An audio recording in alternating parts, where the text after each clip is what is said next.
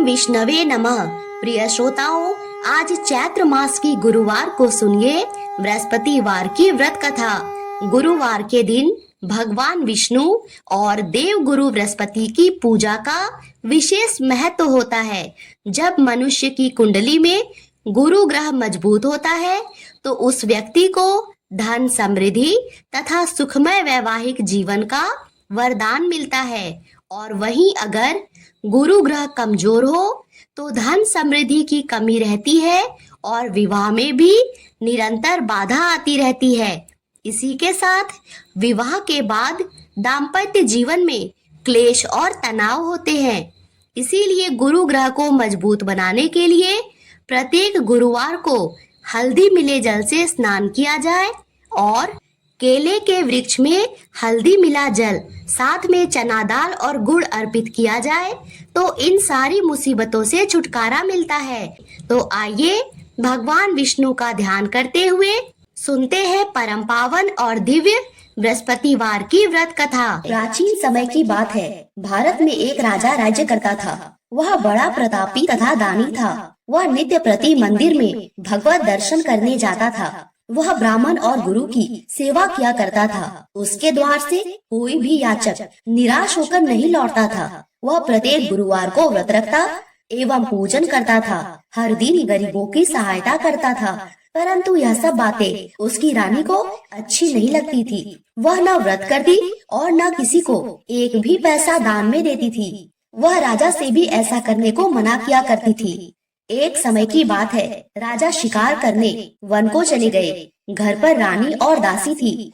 उस समय गुरु बृहस्पति साधु का रूप धारण कर राजा के दरवाजे पर भिक्षा मांगने आए। साधु ने रानी से भिक्षा मांगी तो वह कहने लगी, हे साधु महाराज, मैं इस दान और पुण्य से तंग आ गई हूँ। इस कार्य के लिए तो मेरे पतिदेव ही बहुत हैं। अब आप ऐसी कृपा करें कि सारा धन नष्ट हो जाए और मैं आराम से रह सकूं।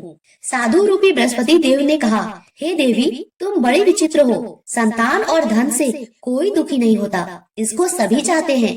पापी भी पुत्र और धन की इच्छा करता है। अगर तुम्हारे पास धन अधिक है तो भूखे मनुष्यों को भोजन कराओ, प्याऊ लगवाओ, ब्राह्मणों को दान दो, धर्मशाला बनवाओ, कुआं, तालाब, बावड़ी, बाग, बगीचे आदि का निर्माण कराओ तथा निर्धनों की कुंवारी कन्याओं का विवाह कराओ, साथ ही यज्ञ आदि करो। इस प्रकार के कर्मों से आपके कुल का और आपका नाम परलोक में सार्थक होगा एवं स्वर्ग की प्राप्ति होगी। परंतु रानी साधु की इन बातों से खुश नहीं हुई। उसने कहा, हे साधु महाराज, मुझे ऐसे धन की आवश्यकता नहीं है जिसको मैं अन्य लोगों को दान दूं और जिसको रखने और संभालने में ही मेरा सारा समय नष्ट हो जाए। साधु ने कहा, हे देवी, यदि तुम्हारी ऐसी ही इच्छा है तो जैसा मैं तुम्हें बताता हूँ तुम वैसा ही करना। बृहस्पतिवार के दिन अपने घर को गोबर से लीपना, अपने केशों को पीली मिट्टी से धोना, केशों को धोते समय स्नान करना, राजा से कहना वह हजामत करवाए और भोजन में मांस मदिरा खाना, कपड़ा धोबी के यहाँ धुलने देना। इस प्रकार 7 बृहस्पतिवार करने से तुम्हारा धन नष्ट हो जाएगा। यह कहकर साधु महाराज रूपी बृहस्पति देव अंतर ध्यान हो गए। रानी ने साधु के कहने के अनुसार 7 बृहस्पतिवार तक वैसा ही करने का विचार किया। साधु के बताए अनुसार कार्य करते हुए केवल 3 बृहस्पतिवार ही बीते थे कि उसकी समस्त धन संपत्ति नष्ट हो गई। भोजन के लिए दोनों समय परिवार तरसने लगा तथा सांसारिक भोगों से दुखी रहने लगा। तब वह राजा रानी से कहने लगा, हे रानी, तुम यहाँ पर रहो, मैं दूसरे देश को जाता हूँ। क्योंकि यहाँ पर मुझे सभी मनुष्य जानते हैं, इसीलिए मैं कोई कार्य नहीं कर सकता। मैं अब परदेश जा रहा हूँ, वहाँ कोई काम धंधा करूँगा, शायद हमारे भाग्य बदल जाए। ऐसा कहकर राजा परदेश चला गया। वह वहाँ जंगल से लकड़ी काट कर लाता और शहर में बेचता। इस तरह जीवन व्यतीत करने लगा। इधर राजा के बिना रानी और दासियां दुखी रहने लगी। किसी दिन भोजन मिलता तो किसी दिन जल पीकर ही रह जाती। एक समय रानी और दासियों को 7 दिन बिना भोजन के व्यतीत करना पड़ा। तो रानी ने अपनी दासी से कहा, हे दासी, यहाँ पास ही के नगर में मेरी बहन रहती है। वह बड़ी धनवान है, तू उसके पास जा और वहाँ से 5 सेर बेजर मांग के ले आ, जिससे कुछ समय के लिए गुजर हो जाएगा। दासी रानी के बहन के पास गई। रानी की बहन उस समय पूजा कर रही थी। बृहस्पतिवार का दिन था।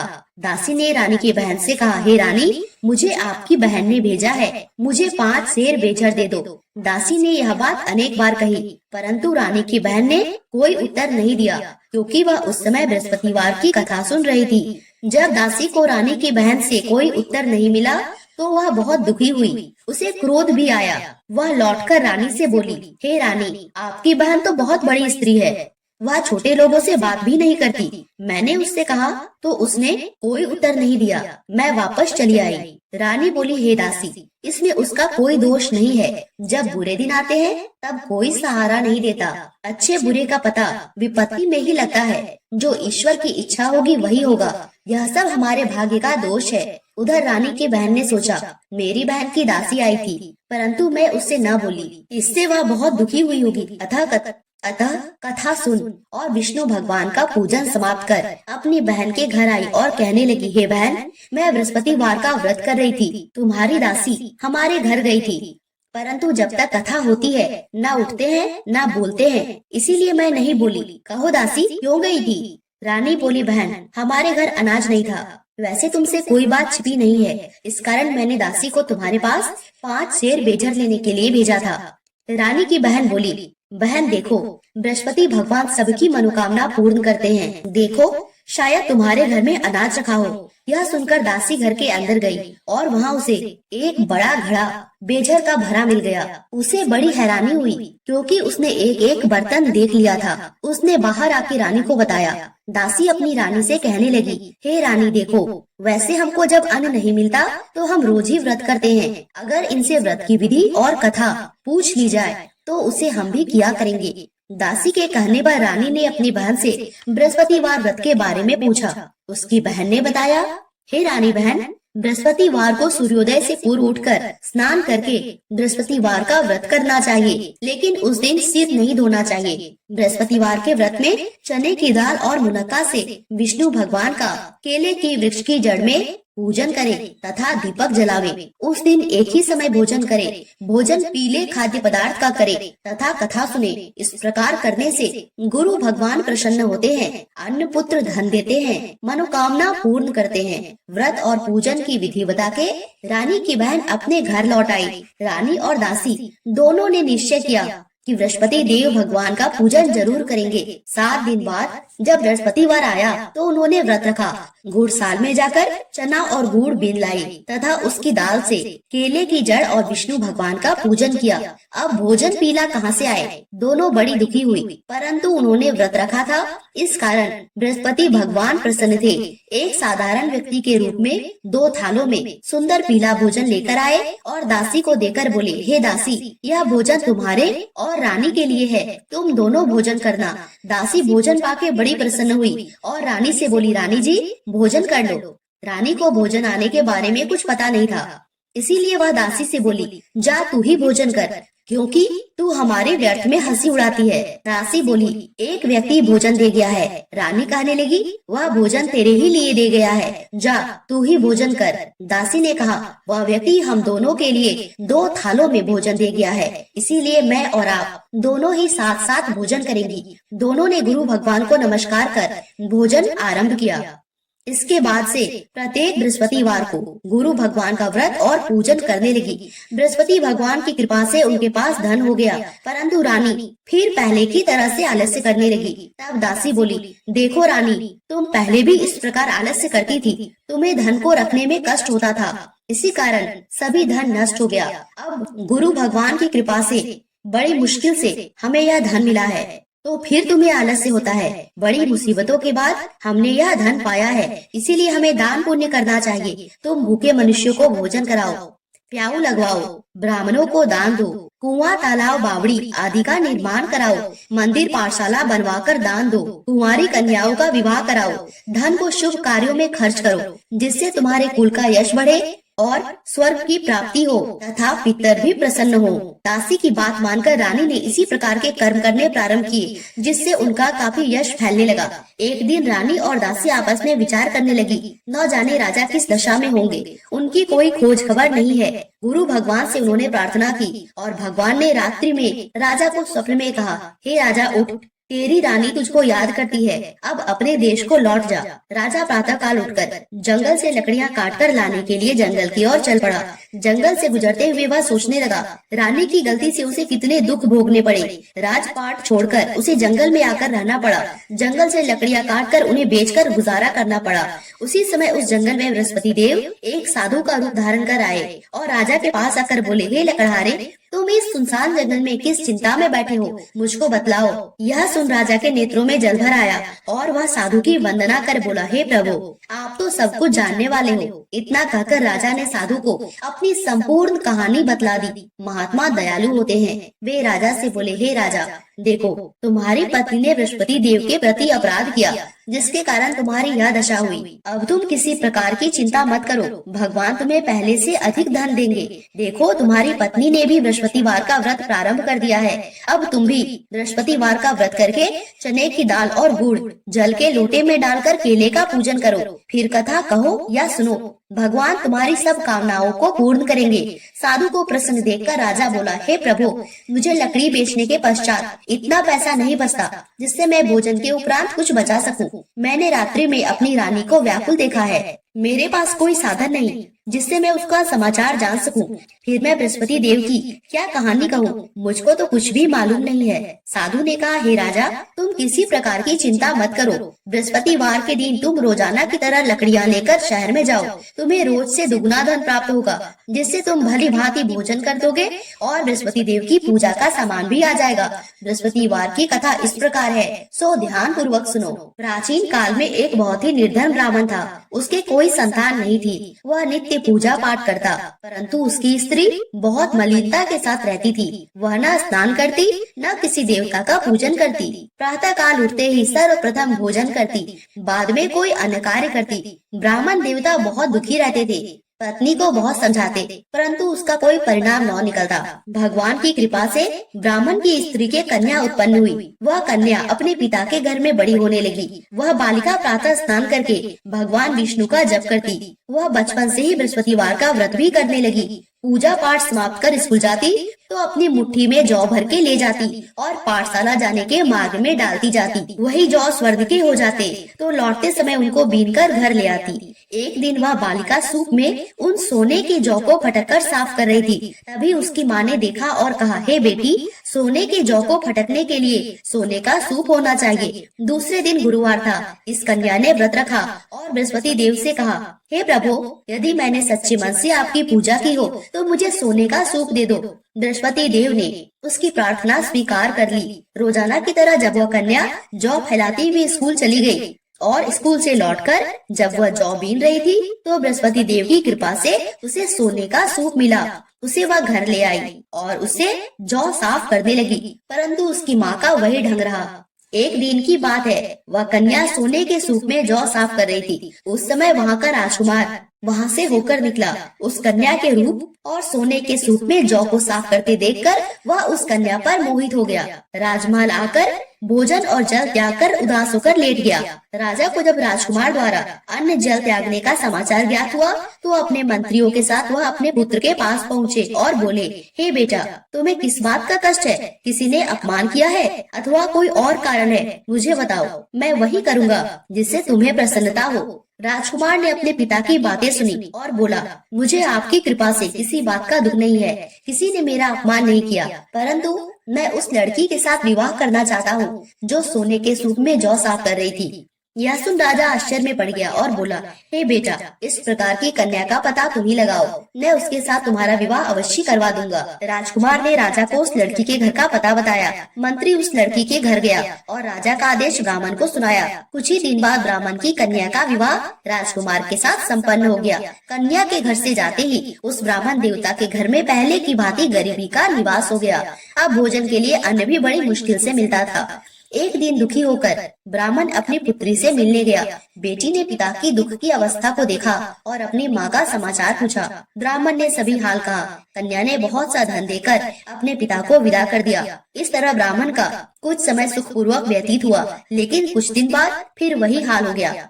ब्राह्मण फिर अपनी कन्या के यहाँ गया और सभी हाल कहा तो पुत्री बोली, हे पिताजी, आप माताजी को यहाँ लिवा लाओ, मैं उन्हें वह विधि बता दूंगी जिससे गरीबी दूर हो जाए। ब्राह्मण देवता अपनी स्त्री को साथ लेकर अपनी पुत्री के पास राजमहल पहुँचे तो पुत्री अपनी माँ को समझाने लगी, हे माँ, तुम प्रातः काल उठते ही सर्वप्रथम स्नान आदि करके विष्णु भगवान का पूजन करो तो सब दरिद्रता दूर हो जाएगी। परंतु उसकी माँ ने उसकी एक बात नहीं मानी। वह प्रातः काल उठकर अपनी पुत्री का बछा जूठन खा लेती थी। एक दिन उसकी पुत्री को बहुत गुस्सा आया। उसने एक रात एक कोठरी से सारा सामान निकाल दिया और अपनी माँ को उसमें बंद कर दिया। प्रातः काल उसमें से निकाला और स्नान आदि करा के पूजा पाठ करवाया तो उसकी माँ की बुद्धि ठीक हो गई। उसके बाद वह नियम से पूजा पाठ करने लगी और बृहस्पतिवार का व्रत भी रखने लगी। इस व्रत के प्रभाव से उसकी माँ बहुत धनवान हो गई और बृहस्पति देवता के प्रभाव से स्वर्ग को प्राप्त हुई। वह ब्राह्मण भी सुखपूर्वक इस लोक का सुख भोग कर स्वर्ग को प्राप्त हुआ।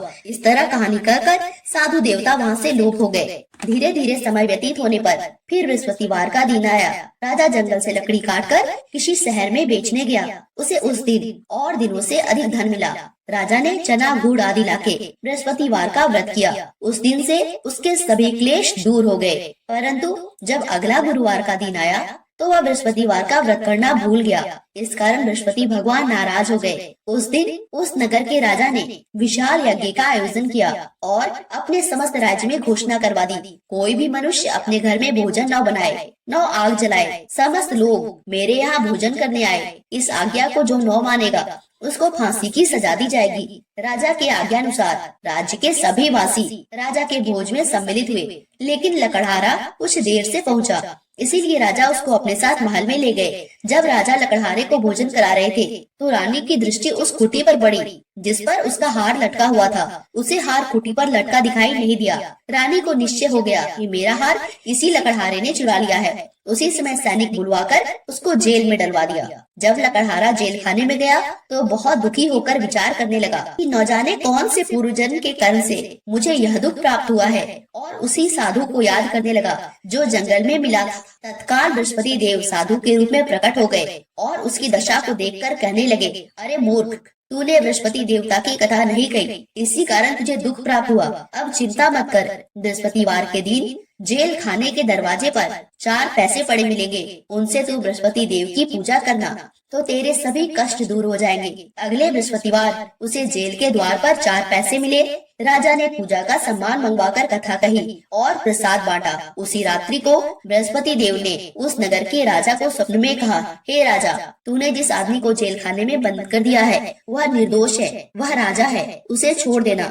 रानी का हार उसी खूंटी पर टंगा हुआ है। अगर तू ऐसा नहीं करेगा तो मैं तेरे राज्य को नष्ट कर दूंगा।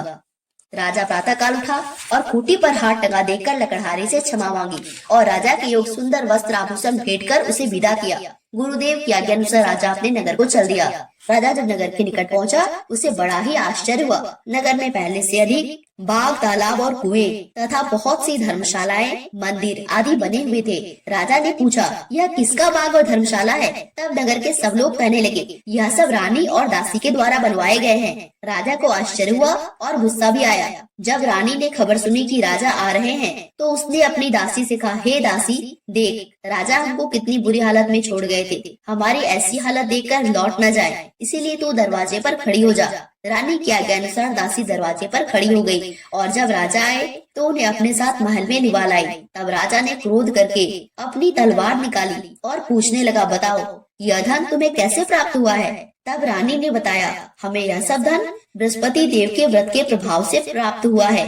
राजा ने तब निश्चय किया कि 7 रोज बाद तो सभी बृहस्पति देव का पूजन करते हैं, परंतु मैं रोजाना दिन में 3 बार कथा कहा करूंगा और रोज व्रत किया करूंगा।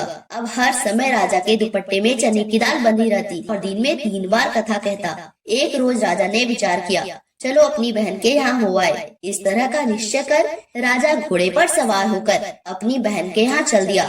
मार्ग में उसने देखा कुछ आदमी एक मुर्दे को लिए जा रहे हैं। उन्हें रोककर राजा कहने लगा, अरे भाइयों, मेरे बृहस्पतिवार की कथा सुन लो।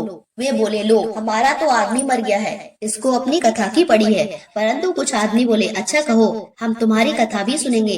राजा ने दाल निकाली और कथा कहनी शुरू की। जब कथा आधी हुई तो मुर्दा हिलने लगा और जब कथा समाप्त हुई तो राम राम करके वह मुर्दा खड़ा हो गया। राजा आगे बढ़ा। उसे चलते चलते शाम हो गई। आगे मार्ग में उसे एक किसान खेत में हल चलाता मिला। राजा उससे बोला, अरे भैया, तू मेरी बृहस्पतिवार की कथा सुन लो। किसान बोला, जब तक मैं तेरी कथा सुनूंगा 4 हरिया जोत लूंगा। जा अपनी कथा किसी और को सुनाना। राजा आगे चलने लगा। राजा के हटते ही बैल पछाड़ खाकर गिर गए और किसान के पेट में बहुत जोर से दर्द होने लगा। उसी समय किसान की माँ रोटी लेकर आई। उसने जब यह देखा तो अपने पुत्र से सब हाल पूछा। बेटे ने सभी हाल बता दिया। बुढ़िया दौड़ी दौड़ी उस घुड़सवार के पास गई और उससे बोली, मैं भी तेरी कथा सुनूंगी, तू अपनी कथा मेरे खेत पर ही चलकर कहना। राजा ने लौटकर बुढ़िया के खेत पर जाकर कथा कही, जिसको सुनते ही बैल खड़े हो गए और किसान के पेट का दर्द भी बंद हो गया। राजा अपनी बहन के घर पहुंच गया। बहन ने भाई की खूब मेहमानी की। दूसरे रोज प्रातः काल राजा जगा तो वह देखने लगा कि सब लोग भोजन कर रहे हैं। राजा ने अपनी बहन से जब पूछा, ऐसा कोई मनुष्य है जिसने भोजन नहीं किया है, जो मेरी बृहस्पतिवार की कथा सुन ले। बहन बोली, हे भैया, यह देश ऐसा ही है। पहले यहाँ के लोग भोजन करते हैं, बाद में अन्य कार्य करते हैं। अगर कोई पड़ोस में हो तो मैं देख आती हूँ। ऐसा कहकर बहन देखने चली, परंतु उसे कोई भी ऐसा व्यक्ति नहीं मिला जिसने भोजन नहीं किया हो। अंत में वह एक कुम्हार के घर गई, जिसका लड़का बीमार था। उसे मालूम हुआ कि उसके यहाँ 3 दिन से किसी ने भोजन नहीं किया है। रानी ने अपने भाई की कथा सुनने के लिए कुम्हार से कहा। वह तैयार हो गया। राजा ने जाके बृहस्पतिवार की कथा कही, जिसको सुनकर उसका लड़का ठीक हो गया। अब तो राजा की प्रशंसा होने लगी। एक दिन राजा ने अपनी बहन से कहा, हे बहन, मैं अपने घर जाऊंगा, तुम भी तैयार हो जाओ। राजा की बहन ने अपनी सास से अपने भाई के साथ जाने की आज्ञा मांगी। सास बोली, चली जा, परंतु अपने लड़कों को मत ले जाना, क्योंकि तेरे भाई को कोई संतान नहीं होती है। बहन ने अपने भाई से कहा, हे भैया, मैं तो चलूंगी, परंतु कोई बालक नहीं जाएगा। राजा ने कहा, जब कोई बालक नहीं चलेगा तब तुम जाकर ही क्या करोगी। दुखी मन से राजा अपने नगर को लौट आया। राजा ने अपनी रानी से कहा, हम निसंतान हैं, इसीलिए कोई हमारे घर आना पसंद नहीं करता। इतना कह वह बिना भोजन आदि के शैया पर लेट गए।